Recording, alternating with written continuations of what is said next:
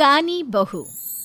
किशोरी लाल जी के बेटे राघव की शादी की बात जगह जगह चल रही थी, लेकिन किशोरी लाल जी को कोई लड़की पसंद ही नहीं आती थी। और उसकी एक ही वजह थी, किशोरी लाल जी का लालची होना। उनको लड़की वालों से मोटा दहेज चाहिए था और इसी चक्कर में एक दिन वो एक बहुत पैसे वाले के घर अपने बेटे का रिश्ता लेकर पहुंचे। उस आदमी का नाम था ओम प्रकाश। देखिए किशोरी लाल जी, मेरी एक ही बेटी है और मेरी सारी संपत्ति जायदाद सब कुछ मेरी बेटी नैना का ही है। पापा, नाम से लगता है बहुत खूबसूरत होगी। कितना अच्छा नाम है ना, नैना। ओ, वैसे बात तो सही है आपकी। अब इतना पैसा है, जमीन जायदाद है, इकलौती बेटी, आप भी क्या करेंगे? सब कुछ उसे ही देंगे ना। बिल्कुल ठीक पहचाना आपने। बस बेटी की शादी और सारी जायदाद उसके नाम। पापा, बिना देखे हाँ कर दीजिए ना। इतना अच्छा रिश्ता फिर कहाँ मिलेगा? माला माल हो जाएंगे हम। मैं अपनी बेटी को बुलाता हूँ। अरे नहीं नहीं नहीं नहीं, आपकी बेटी का नाम नैना है, सुनकर ही लगता है बहुत सुंदर होगी। रहने दीजिए अंकल, मैं तो आपकी बेटी के नाम से ही इतना खुश हो गया हूँ कि उसे बिना देखे शादी करने को तैयार हूँ।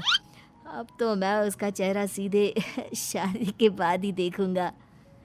और इस तरह राघव नैना का चेहरा नहीं देखता और उससे शादी कर लेता है। शादी के बाद अपनी सुहाग रात पर जब राघव नैना का घूंघट उठाकर देखता है तो नैना की आंखें बंद थी। कितने खूबसूरत हो तुम नैना, जरा अपनी आंखें खोलकर मेरी तरफ देखो तो सही। नहीं, मुझे शर्म आती है। अरे, मैंने तुम्हें शादी से पहले भी नहीं देखा, और अब अगर तुम आंखें खोलकर मुझे देखोगी भी नहीं तो मुझे अच्छा कैसे लगेगा? इससे पहले कि नैना अपनी आंखें खोलकर राघव की तरफ देखती, अचानक से लाइट चली गई और राघव नैना को पूरी तरह से देख भी नहीं पाया। अगली सुबह नैना राघव के लिए नाश्ता बनाकर लेकर आई। अरे ये क्या, आधा पराठा सेका हुआ है और आधा बिल्कुल कच्चा। ये तुमने क्या किया नैना? बहू, तुमने क्या आधा पराठा तवे से नीचे लटका कर रखा था, जो आधा सिका है और आधा कच्चा? मुझे जितना दिखेगा उतना ही तो सीखूंगी ना पापा जी। जहाँ जहाँ मुझे नजर आ रहा था वहाँ मैंने सीख लिया, जहाँ जहाँ नहीं दिखा वहाँ कच्चा रह गया होगा। इसका क्या मतलब है? ये कैसा मजाक कर रही है तुम? अरे बहू, तुमने इतना लंबा घूंघट क्यों लगाया हुआ है? देखो, हमारे घर में बहुओं को बेटी की तरह रखा जाता है, और फिर तुम तो इतना सारा माल लेकर आई हो। देखो, ये घूंघट डालकर रखने की कोई ज़रूरत नहीं है। हाँ नैना, पापा जी ठीक कह रहा है, तुम तो आराम से रहो, अपना ही घर समझो। नैना अचानक से अपना घूंघट उठा लेती है। अरे ये क्या पापा, नैना की तो एक आंख फूटी हुई है। नाम से नैना, लेकिन ये तो कानी बहू निकली। मेरे साथ धोखा हुआ है, धोखा। बिना दिखाए अपनी कानी लड़की मेरे संग ब्याह दी। मुझे कानी बीवी नहीं चाहिए। मुझे अभी ओम प्रकाश जी से बात करनी पड़ेगी। आखिर उन्होंने मेरे साथ ऐसा किया क्यों?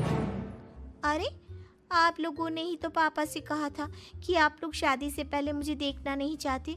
अब मेरे पापा पर क्यों इल्जाम लगा रहे हैं? अरे लेकिन उन्हें बताना तो चाहिए था ना कि तुम कानी हो, एक आंख से तुम्हें दिखाई नहीं देता। किशोरी लाल और राघव नाराज होकर ओम प्रकाश को अपने घर बुलाते हैं। पापा जी, ये आपने क्या किया? शादी से पहले बताया क्यों नहीं कि नैना की आंखों में परेशानी है? अरे, आप ही ने तो लड़की देखने से मना कर दिया था। अरे लेकिन आप बता तो सकते थे।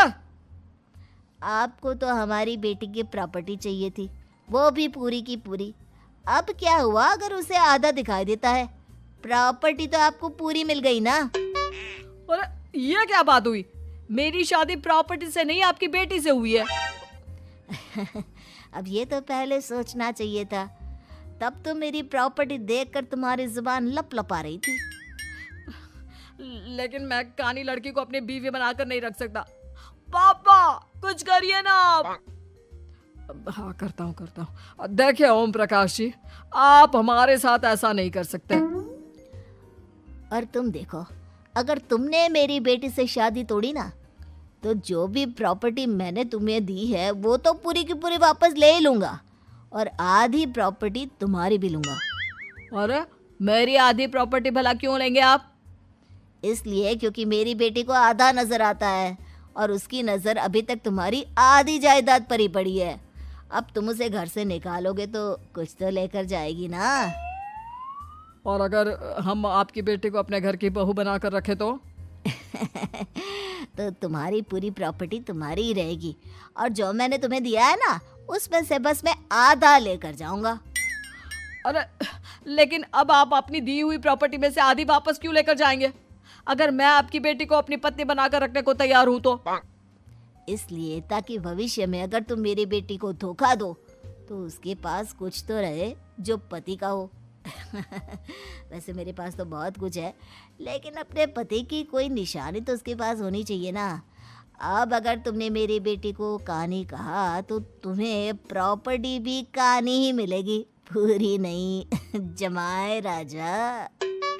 किशोरी लाल और राघव समझ चुके थे कि वो बुरी तरह फंस चुके हैं और अब उनके पास वहां से निकलने का कोई चारा नहीं है। अब समझ में आया ना, लालच बुरी बला होती है। एक तो तुम्हें प्रॉपर्टी मिली, ऊपर से बीवी मिली, उसमें तुम्हें नखरे भी दिखाने हैं। आए बड़े, चुपचाप बैठो दोनों। कुछ दिनों के बाद नैना राघव की कार लेकर बाजार घूमने निकलती है और जब कार लेकर वापस आती है, ये क्या? एक तरफ से मेरी गाड़ी पूरी खराब हो चुकी है। लगता है तुमने मेरी गाड़ी को किसी दूसरी गाड़ी के साथ एक्सीडेंट किया है। अरे अरे कितना बड़ा नुकसान कर दिया तुमने बहू। वो क्या है ना पापा जी, मुझे एक आंख से दिखाई नहीं दे रहा था, सामने से गाड़ी आ रही थी। मुझे तो सिर्फ आधा ही दिखाई दिया और वो गाड़ी मेरी कार से रगड़ते हुए निकल गई। अब मैं क्या करूं बताओ? आप इसे ठीक कराने के पैसे कौन देगा? तुम्हारे पापा। तुमने मुझसे इस तरह से बात की? अभी रुको। नैना राघव की शिकायत ओम प्रकाश को कर देती है। देखो राघव, अब जो मेरी आधी प्रॉपर्टी तुम्हारे पास थी ना, उसमें से आधी और मैं लेकर जाऊंगा, क्योंकि तुमने मेरी बेटी को डांटा। अरे नहीं नहीं पापा जी, गलती हो गई, माफ कर दो। गलती की तो कोई गुंजाइश ही नहीं। अगली बार मेरी बेटी को डांटा तो बची हुई आधी में से आधी और ले जाऊंगा। लालच के चक्कर में हम दोनों ने बहुत बड़ी गलती कर दी बेटा। एक तो तुम्हें कानी बहू मिली और ऊपर से जो माल मिला वो भी काना। इस तरह राघव की हर एक गलती पर ओम प्रकाश उसकी प्रॉपर्टी का आधा आधा हिस्सा लेकर अपना सारा माल वापस ले गया और राघव को कानी बीवी से काम चलाना पड़ा।